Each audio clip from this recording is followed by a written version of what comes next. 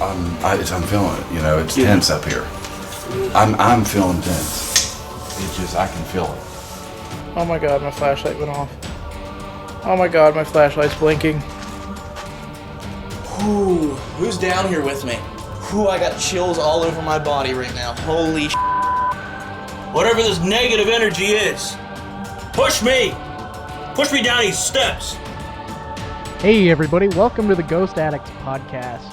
It's me, Ryan, and Jason here tonight, and we wanted to thank you for tuning in to Feed Your Addiction this evening. We wanted to also thank Steve Hummel, even though he could not be here this evening. He is a great asset to this podcast, and we would just like to say that his presence is missed here this evening as we record this topic of understanding the afterlife. Now, before we get into this topic, I just wanted to say that we have a brand new episode of Paranormal Quest that's going to be coming out very soon.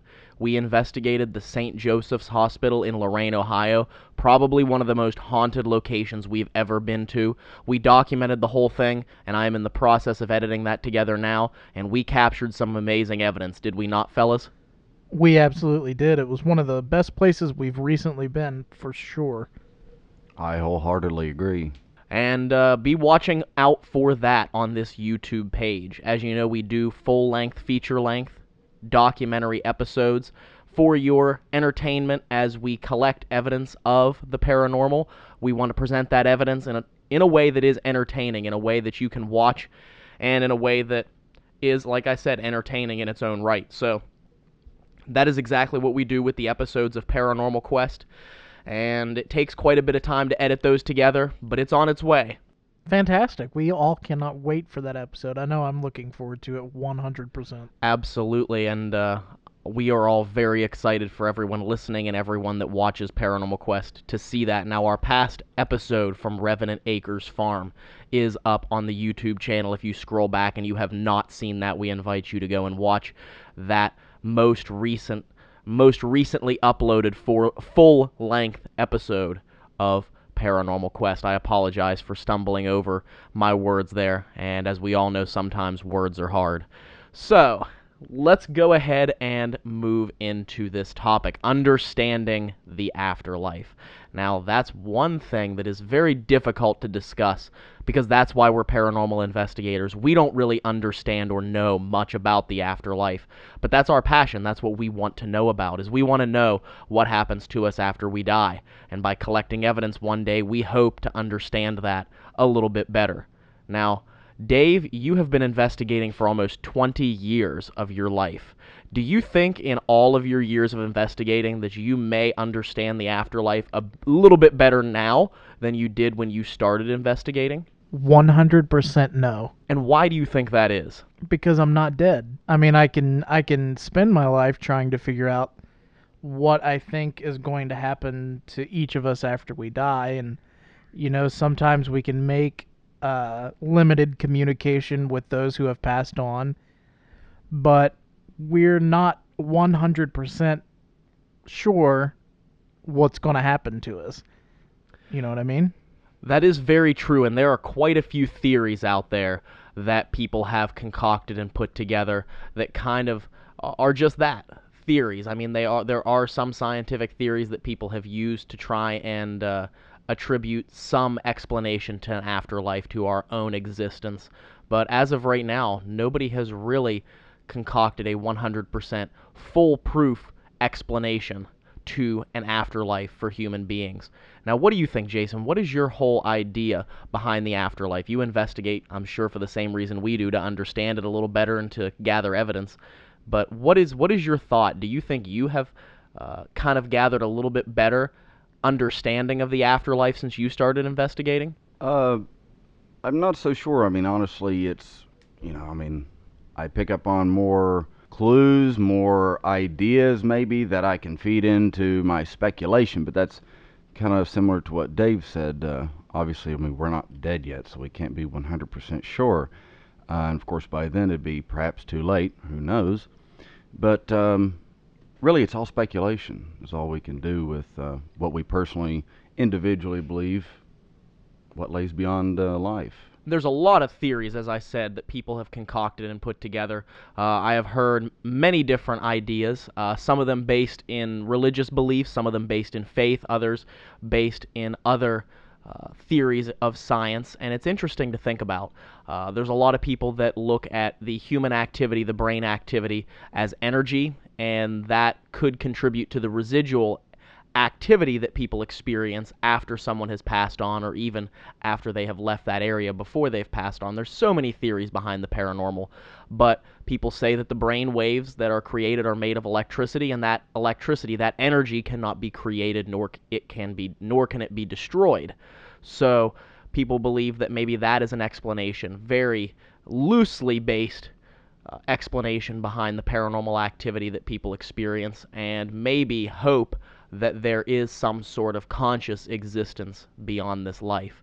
Although I'm not entirely sure that that can be an explanation that is used and is foolproof, because, like I said, we haven't died yet. Like we all said, we haven't died yet. We don't know exactly what is waiting for us. Now, have any of you guys actually gotten to sit down and either read or listen to a story of somebody who did in fact die, and they've been brought back from the dead by EMTs and doctors, and they have their own account of what they believe is that lies beyond the grave? They believe they've experienced the afterlife. Now, have you guys kind of looked into that? Well, I know in my life there's been, ironically, two teachers that I've, been with in school. One of them wasn't my actual teacher. Anyway, one of them had passed away in his bed one night, and I don't know exactly what the cause of this death was, and somehow he was revived. Anyway, he always told us how whenever he presumably had passed away, that he started to, almost as if in a dream state, float up out of his body, and one could say an out-of-body experience, and he could actually look back down below him and see his mortal body laying there in bed. Now, I've heard that story, that same description of the event of one presumably passing away. I've heard that exact same, almost rubber stamp story in other people's experiences, whether it be off TV or just through mutual friends and relatives that I know. And the second teacher I knew that had passed away, who fortunately was revived, had a heart attack, and he actually told us that whenever he passed away, he was dead for almost 15 minutes. And during that time, he said it was just as if he had fell asleep. He saw no light, heard no noise, nothing, until it was just as if he woke back up from a nap and the emergency room staff was standing around him. That's interesting that you had a teacher that was, well, two teachers in that situation, because in high school, I actually had a teacher, an English teacher, who had been hit by a car and, was determined to have been dead, but they revived him. And he said that, and I've heard this a lot as well, is that he went to basically what was just like a white space. And it was just like an area of white light, really bright. And eventually he just woke up, and that's all that was remembered from the situation. So, Ryan, do you have anything to... It's interesting because I have heard of people that have ended up dying and then being revived, but I don't know anybody personally that has told me that story. But it's interesting because all three of those stories, the two from Jason and the one from you, Dave, of the people that you know that have told you real life experiences, or in this case, real death experiences. Real death experience. Wow. Have told you stories of real death experiences, and it's interesting because they all seem to be different. One says that he could actually see his body below him. The other said it was just darkness and that it was as though he had just woken up from a nap, and the one that you told, Dave, was just a white space. So what is the real story there? Why is it that they all had different experiences of that time after death, between them being alive them dying, and then them being brought back. All three of them had different stories. Now, there's all types of stories of people saying that when they died, there was a bright light, and then they saw an abundance of colors, and they were in a space that was the most beautiful thing they had ever seen, and they were riding on the backs of butterflies, and jumping on lily pads in the ocean of the afterlife. And I mean, you name it, and there's all types of crazy stories out there that people have documented from when they died and when they were brought back to life. Now, if anybody in this podcast, if anybody is listening to this podcast and you yourself have had a death experience and you would like to share your story, please do so in the comments section. Go down and let us know exactly who you are, and maybe shoot us over an email. Our email is pqreality@gmail.com. We'd love to hear your experience and maybe talk to you, to hear exactly what you felt, what you heard, what you experienced, what you saw while you were passed on and while you were supposedly in the realm of the afterlife. So, but that is really interesting to hear those stories. You know, some people believe that there is a space where we are predetermined to go when we die, whether it be heaven or hell in the Christian faith.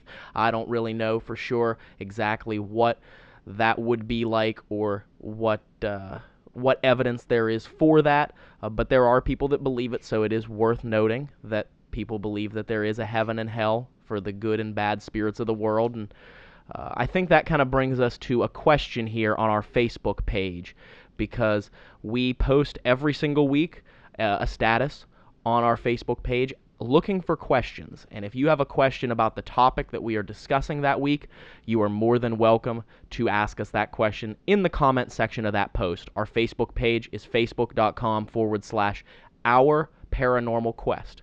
OurParanormalQuest. Our Paranormal Quest. So let's go to the comment section here, and we have a very interesting question. Sherry Skinner wants to know, are angels real? Dave, what do you think? Are angels real? I really think it depends on what context you take it, I guess, on how you personally would describe an angel. Personally, I would say no. I personally don't believe in angels or demons. So from my perspective, I would say no. One could get into that for a little bit, but I certainly believe in good and evil, positivity and negativity, darkness and light. Do I believe in angels, and for that matter even demons, which would be on the polar opposite side of that table? I don't know. I really don't know. I mean, I've had, going back to stories of relatives and things I've heard from other people, had a couple relatives who said that they had what they believed to be sightings of what they understood to be angels. But again, I wasn't there. I didn't experience that. So, I don't know. I'd kind of have to see it to believe it. And again, it kind of comes back to, what do we understand angels to be? Like you said, Jason, positivity and negativity. It's very interesting because people, myself included, have experienced both positive and negative energy, whether it be spiritual energy or energy in general. I am not sure. But it's very difficult to say. I do know that I myself would consider my relatives that have passed on. I do think that there are times when relatives that I was very close to earlier on in my life, when they passed on, I do think that they are considered to be angels at this point, or guardian angels overlooking, watching over me through that conscious energy, so to speak, that I think we all try and seek and explain. And that is the whole idea of understanding the afterlife, is there conscious energy? And can our relatives and loved ones who pass on, are they aware of what we are doing in our lives? And that is a very interesting topic. Now, I think I hear Nova over there, which you all probably might as well. That is my very rambunctious, very loudmouth cat, so I do apologize if she was meowing directly into the microphone.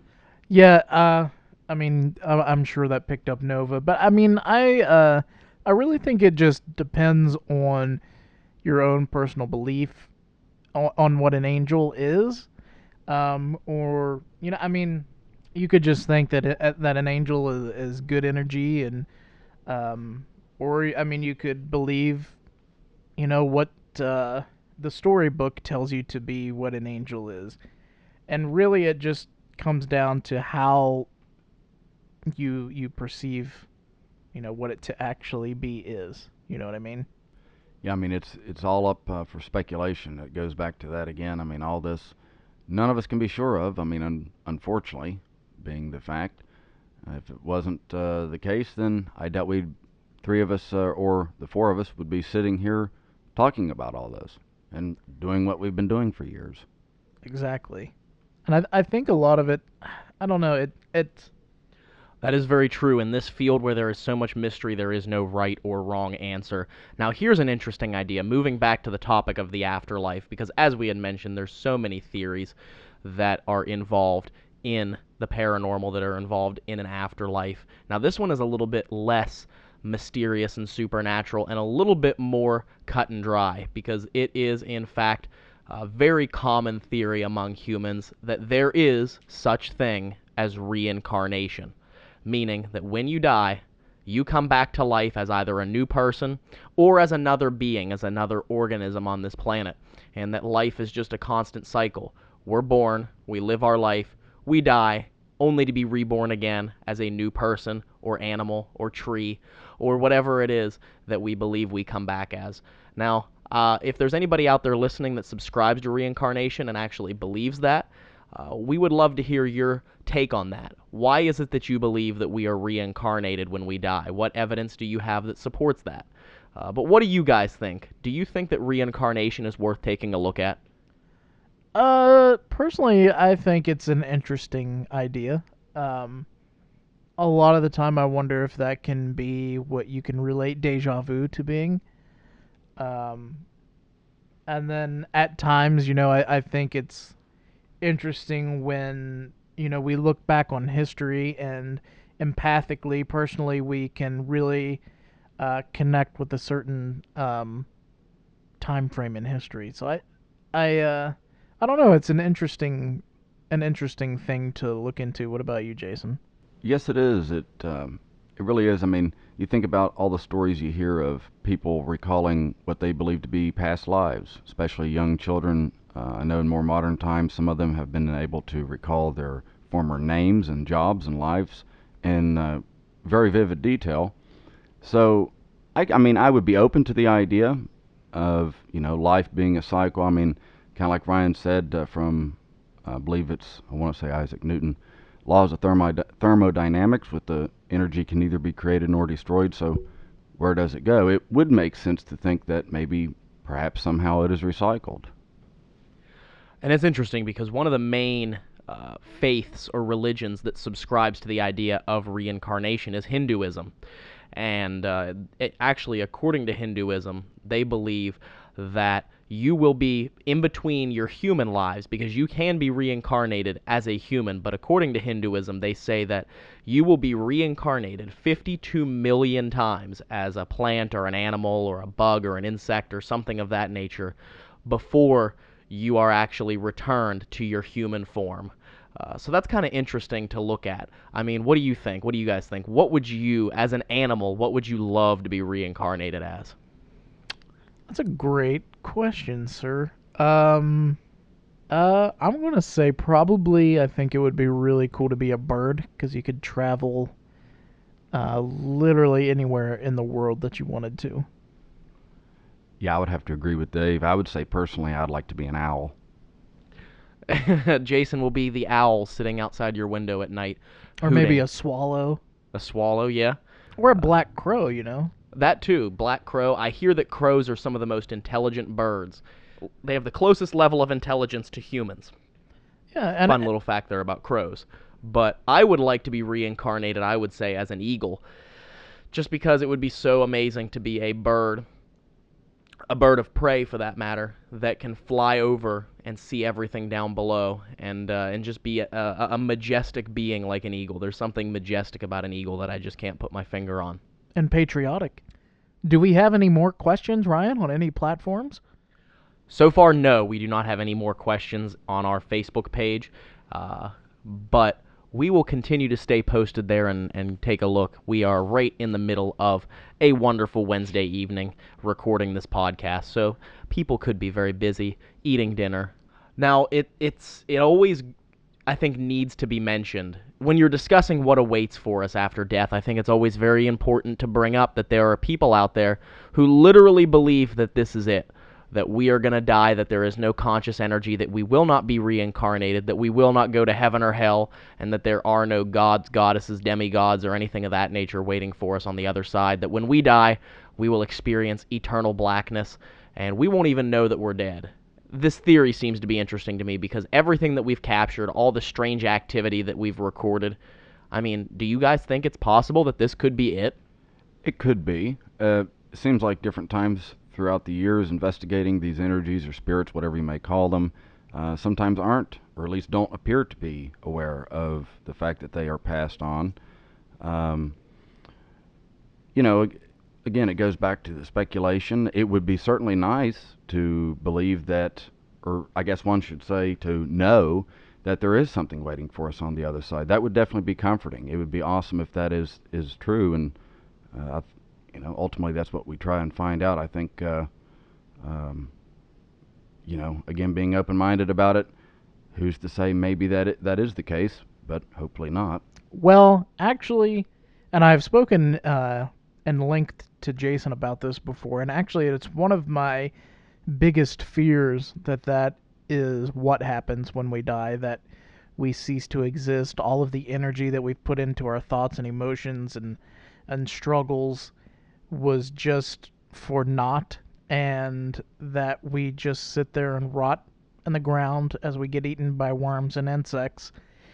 And to me, that is one of my biggest fears, and I truly hope that that's not what happens. I personally think, and I kind of have always thought, is that when we die, we are kind of maybe given the option of whether we would like to roam, if you will, or just finally just have eternal peace, whatever that is.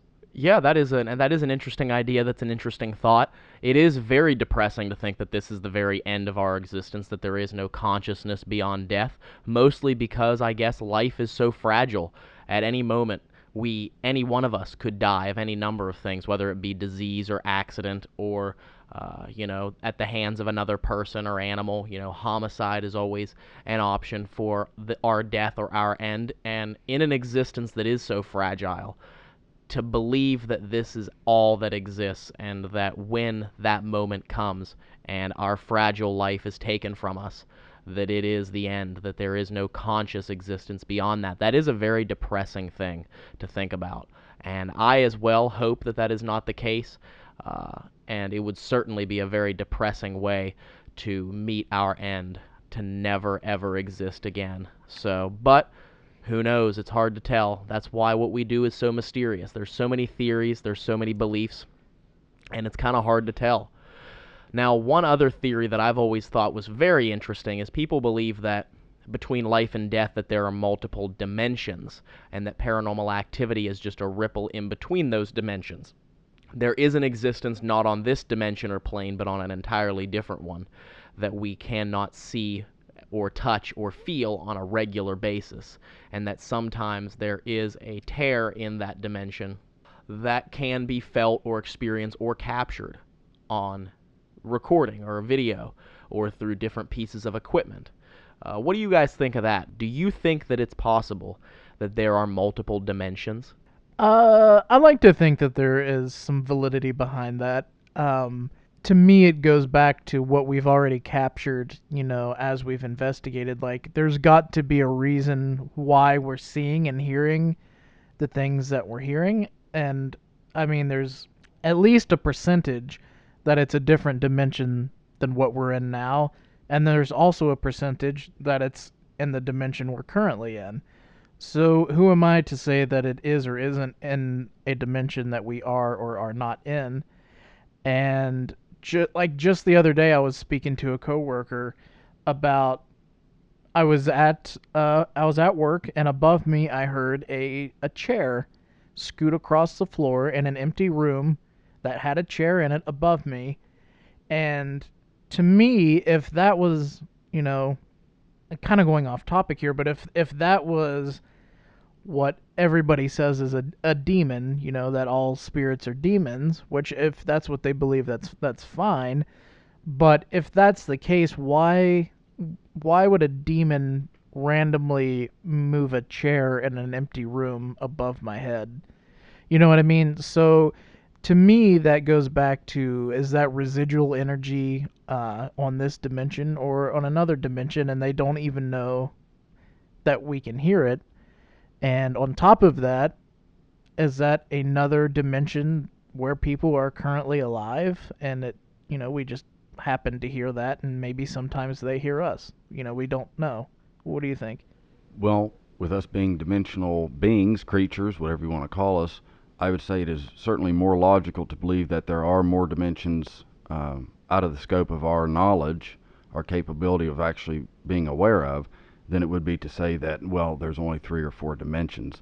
I've heard the idea that when one passes away that they see this bright white light, and that they have to, somehow their vibration must reach the frequency of that light before they can pass on. But then that brings up more questions. What is that light? What are you moving on to? Is it another dimension? A very, very brief story that I believe would be very relevant is my cousin and my aunt, a while back, they were in West Virginia. They were in the mountains. They were actually ATVing down this trail. Well, it's a muddy trail. It was pitted. It was just a rough trail. Even for the four-wheelers, it was at times a little treacherous for them. Anyway, they're going down this hill, and next thing they know, they were going uphill. Next thing they know, there's 2 bikers, these young men on these, it looked like Tour de France bikes, white, and they were in racing gear. They were spotless clean. There was not a drip of mud on either one of them. And they were driving down this darn trail on this very, very expensive motorbike and this very expensive racing gear, and they were spotless. They came out of nowhere. The idea that you could take one of those kind of bikes up that mountain on that trail, considering the condition of the trail, is absolutely absurd if a person could actually see it. So when they described that to me, that sounded like something from another dimension. As crazy as it sounds, in my opinion, that is the most logical explanation for it. If I had to pick from the set of beliefs and ideas out there, that is what I would say scientifically makes the most sense, would be the idea of relating paranormal activity in the afterlife to other dimensions. Yeah, it certainly would. I mean, you think about a lot of the experiences that we've captured. I mean, even going back whenever I was in the West Virginia penitentiary back in 2009, I had a friend with me named Joe, and we both were there, and we both heard a gunshot that came out of nowhere, and it was captured on audio recording, and there was also what sounds like a shotgun shell captured on that particular recording. And then beyond that, we captured a man's voice, which could be classified as an EVP, but I believe that there was an EVP on this recording that said, "I told you not to make a move." And actually, I just kind of want to play that for you guys right now so you can hear it. So what you hear next is that EVP that was captured in the penitentiary in 2009. Take a listen.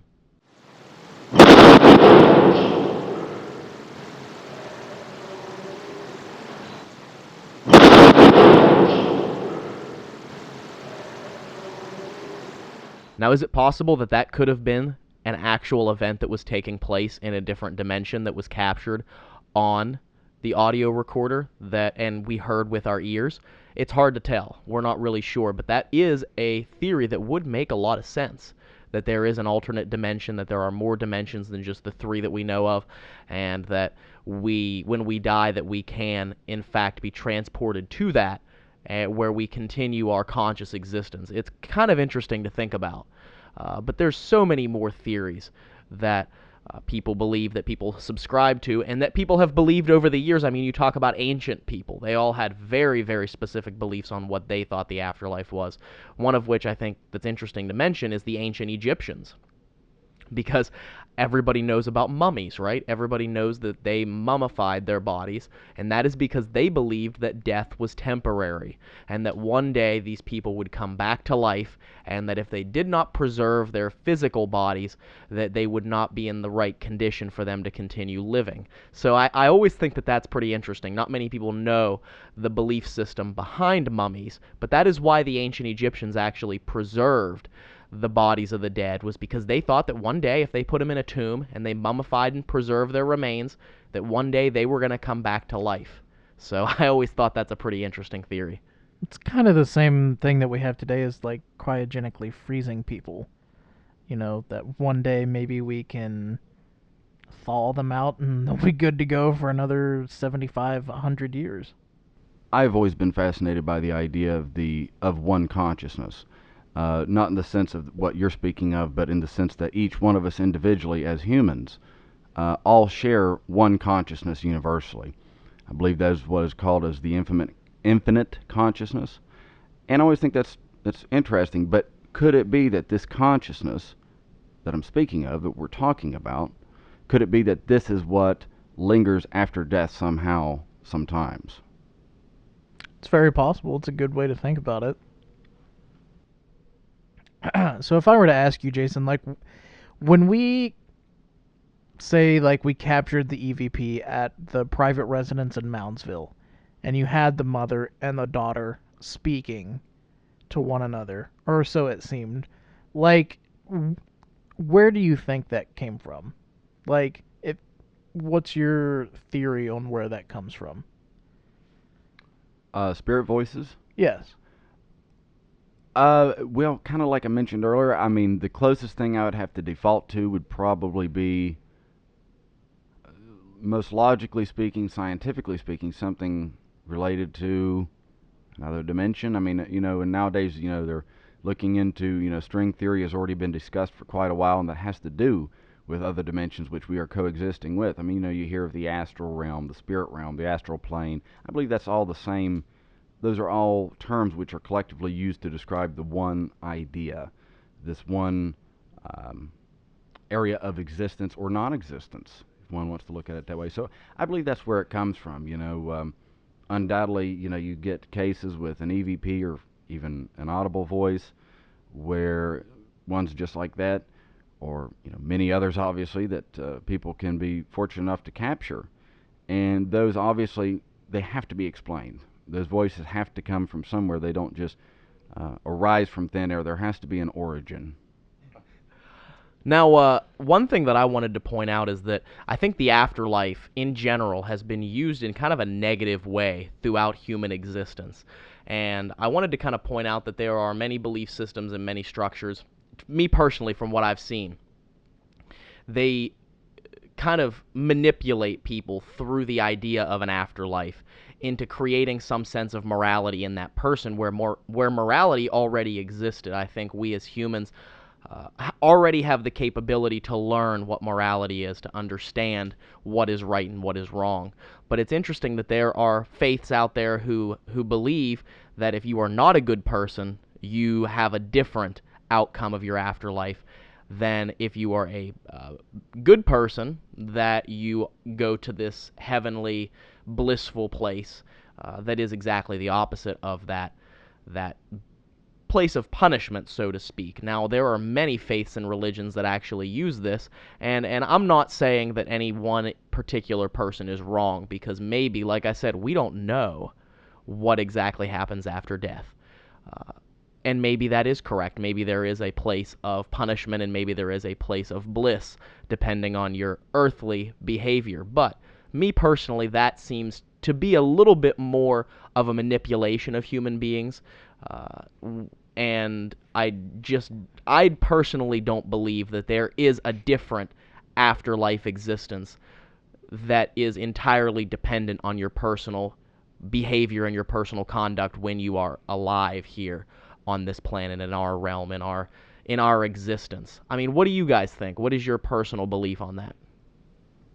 Well, taking the moral spin on the idea of where your life energy goes after your death, after your passing, obviously is a very, very popular one. I mean, as we all know, with so many beliefs and perspectives around the world. But just like you had said, Ryan, morality in itself is already natural. All animals have morality. If you look at a dog knows when it does something wrong because it puts its head down, tucks its tail between its legs.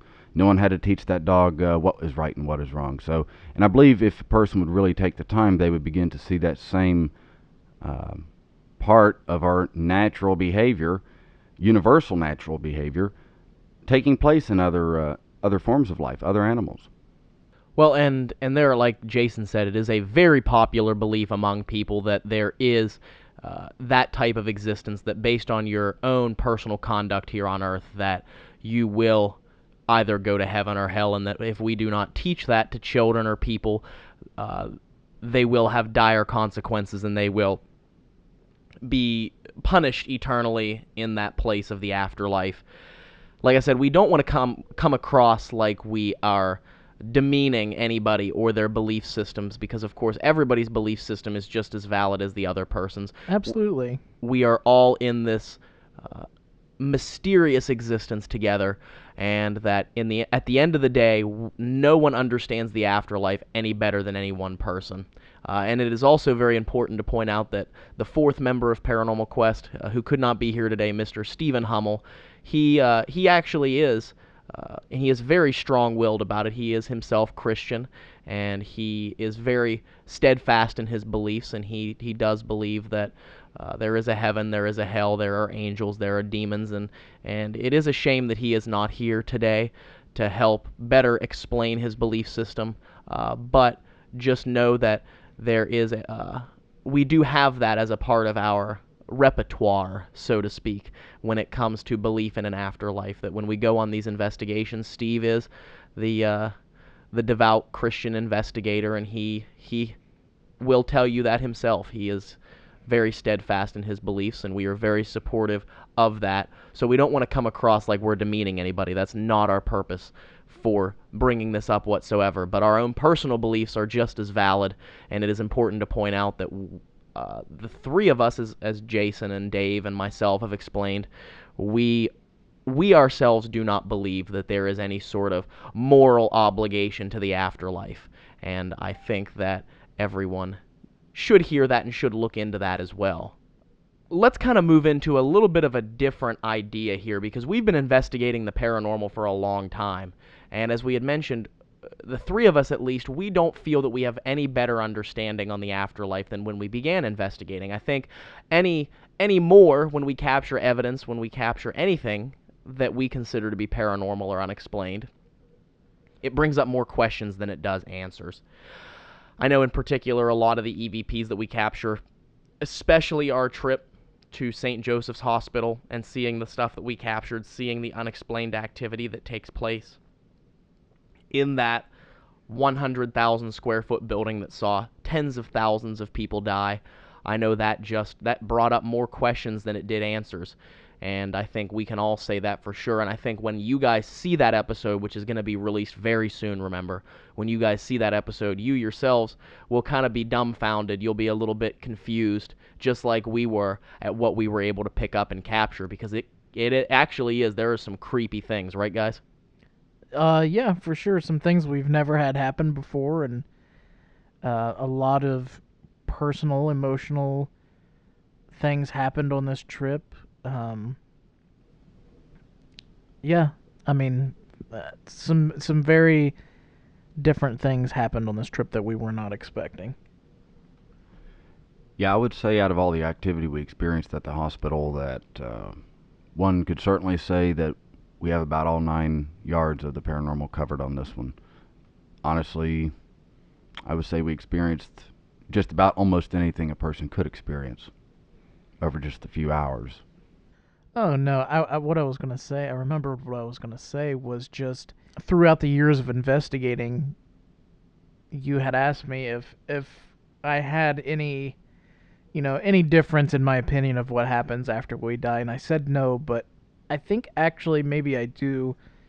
And it goes back to when you said, after we die, is it just a complete a complete end, complete darkness, nothing happens after that.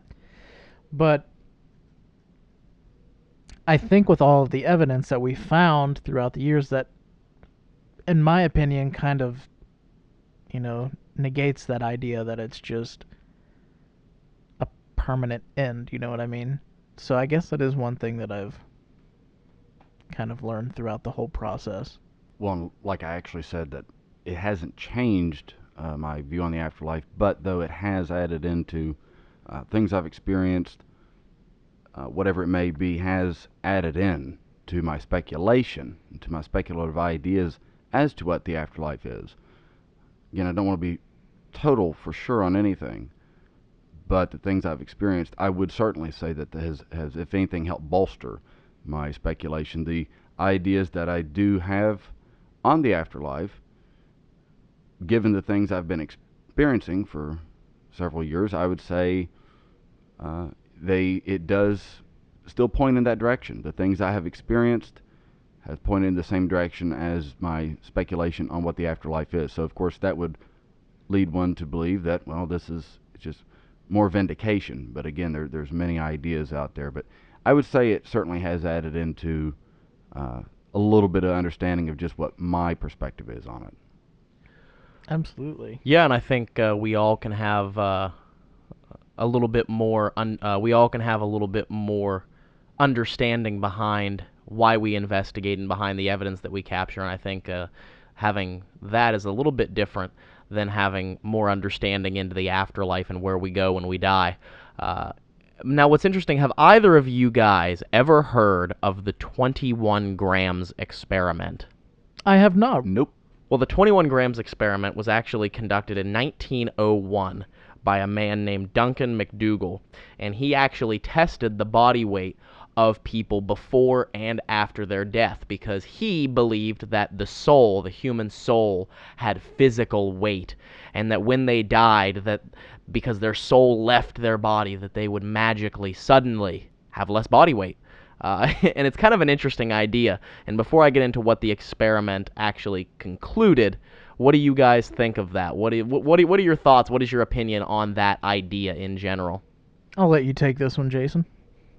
I don't know. That's kind of strange to think about. I don't know if I would have much of a comment on that. I would have to agree. I don't mean to deaden the topic, but I don't have much to say on that either. You don't find it interesting, or you don't have any strong criticisms of it in any way, shape, or form? Not particularly. Well, it's important to point out that when he did this experiment, they had different results between the bodies. Almost every one of them did lose weight shortly after they died, but some of them did put the weight back on, and then some of them continually lost more weight after their death. And what Duncan McDougall eventually concluded why it is called the 21 grams experiment is because one of the patients lost 3/4 of an ounce, 21.3 grams in weight, and it coincided with the time of death. Literally at the time of death, that man lost 21.3 grams in weight instantly. So what Duncan actually concluded was that we do have a soul, and our soul weighs 21 grams. So there it is, gentlemen. Let's pack it up and go home. Well, I think I would more, what I would say would be more concrete is the fact that we urinate and defecate ourselves at the time of death, so that's probably where that weight loss or gain and you comes also from. have a breath, too. Yeah, a full lung capacity of air. I would have to concur with that. I myself do not subscribe to that, but I thought it was interesting because I did remember that, and that is something I had to pull up and look at right here to bring up while we were recording this, because it is an interesting little experiment. It was met with a lot of criticism, and I can't understand why. as we are right now picking it apart. But, it is an interesting idea. Now, have you guys seen viral videos that go around? I remember seeing one specifically. There was a mouse that was going to get a block of cheese and ended up getting hit by a mouse trap, and the person had video recorded this mouse getting stuck in the trap, which seems a little bit sadistic to me. But anyway, recorded this mouse actually dying in the mouse trap, and they put some sappy music to the video, and at the end of it, you can see what looks like a ball of mist that comes out of the mouse, and everybody concluded that that was the soul of the mouse. Uh, I don't know. Do you guys think that there could possibly be a visual loss of soul or loss of energy at death? Do you think that's possible, or have you seen anything or heard anything about that? Personally, I think it would just depend on. I mean, sure, it could be possible. I think though, if it was possible and it did happen, it would take a certain amount of right circumstances for that to take place. Things would have to be just right in order for that to actually manifest or whatever, if it is possible. I think it's an interesting thing to think about. I mean, who am I to say that it's not possible? Because I don't know for certain. Right. Anything could be possible. That's correct, Jason. That is correct. We cannot disprove that there is not a pink unicorn over in the corner staring at us right now. We can't disprove. We can't prove to you that that does not exist. You can't falsify a negative. There are many theories and reasons behind investigating the paranormal. Now, I know me personally, I really started investigating the paranormal when I was young, and I was actually raised Catholic. So when I started investigating the paranormal, I guess I could say that I did subscribe to the beliefs of the Catholic faith. I did believe in angels and demons and heaven and hell, and I think I've kind of evolved in my beliefs through paranormal investigating. So I guess kind of what I said earlier, that I didn't understand it any better than I did, can kind of be looked at in two different ways. Do I believe I have any better idea than I did back then? No, I don't think I have any better idea of what the afterlife holds than I did back then. But I also believe that investigating the paranormal has kind of evolved my beliefs towards more of a scientific analyzation of what happens to us after we die. I mean, I don't know if the same thing has happened to you guys and what your own experience is, but all these theories that we've gone over, I can't say for sure which one is right and wrong. Do we live in a different dimension than the things that we capture, than the strange things that we experience? And when we die, does our consciousness convert over to a different dimension and continue to live on? Maybe. Is there a heaven? Is there a hell? If we live a good life, do we go to heaven? If we're evil bastards, do we go to hell? Maybe. It's hard to tell. Is there reincarnation? Can we be reincarnated as a different being? Maybe. And that's what's interesting about the afterlife. That's what's interesting. And this was kind of a misleading topic for our podcast, because it's very difficult to understand the afterlife, because I don't think anyone in the world, except for those who have died, fully understand what waits for us after death. Yeah, that's very true. But we did get a few more comments come through onto the Paranormal Quest Facebook page. Well, would you look at that? It looks like we did. So let me go ahead and read this here so we can figure out how to answer this question. This question is from Mrs. Polly Gear. A shout-out hello to Mrs. Polly Gear. She said, "Why do people believe there is an afterlife right when you die? But Jesus says not until his return," paraphrasing. "They shall wait in their graves until my return. Therefore, doesn't that make any spirits contacted or seen non-human, demonic, fallen?" Well, that is a very good question, Polly, and I am going to answer your question the best I can from my own personal knowledge, because like we had said, no one really understands any better than anyone else as to what happens to what happens to us after we die. But me personally, I do not subscribe to the Christian faith at this point in my life, so I would have to disagree with that synopsis that everything that we communicate with, every bit of evidence that we capture, I do not believe that it is non-human or demonic, whatever your interpretation of that may be. But if that is what you subscribe to, and you think and you believe that the Bible gives you an accurate depiction of an afterlife, then I would say by that description you are probably right, Polly.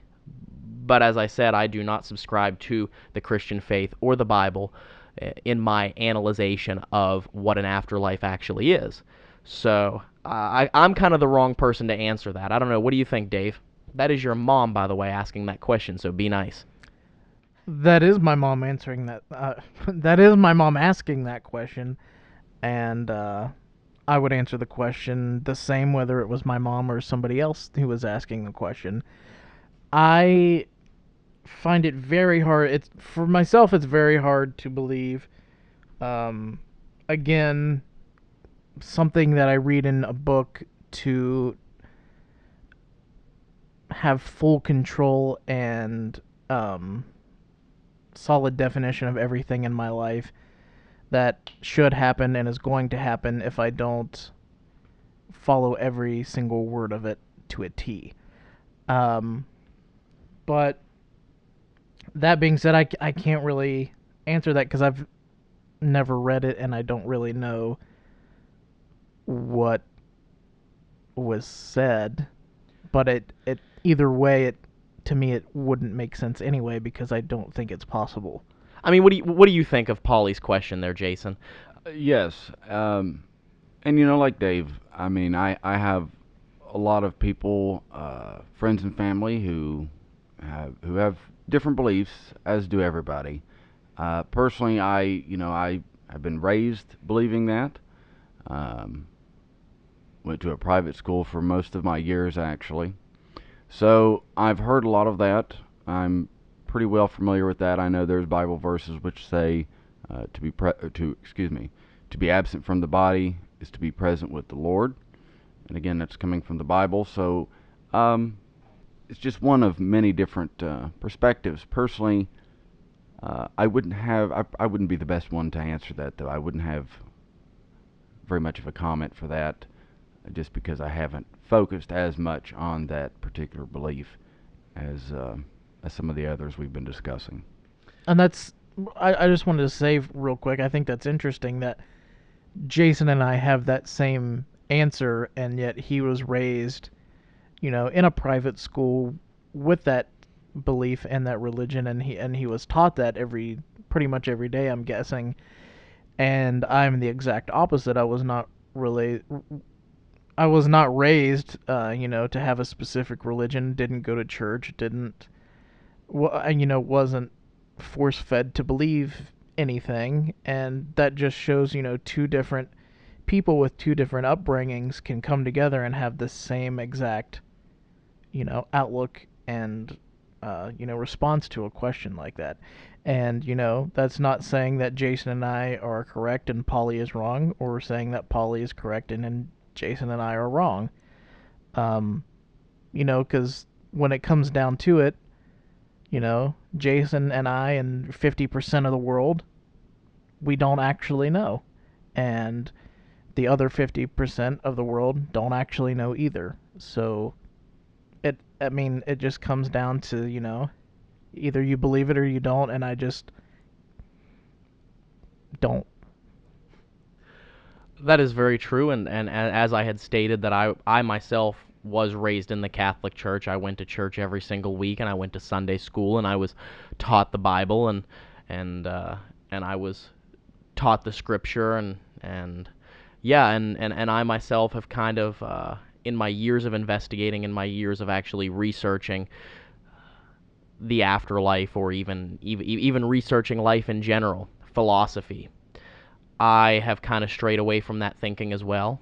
And it's kind of difficult for us to answer that question because of that, because we are not believers in that. If Steve were here, he would probably be able to give Polly a very, very specific answer through his teachings, being a Christian and working towards being a demonologist and working towards being an ordained minister. And, he would probably be able to have a little bit of a better answer for you there, Polly.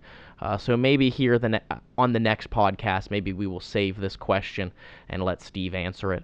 But I wanted to kind of ask you guys, since we were going to continue this topic, what do you think in general about mediums?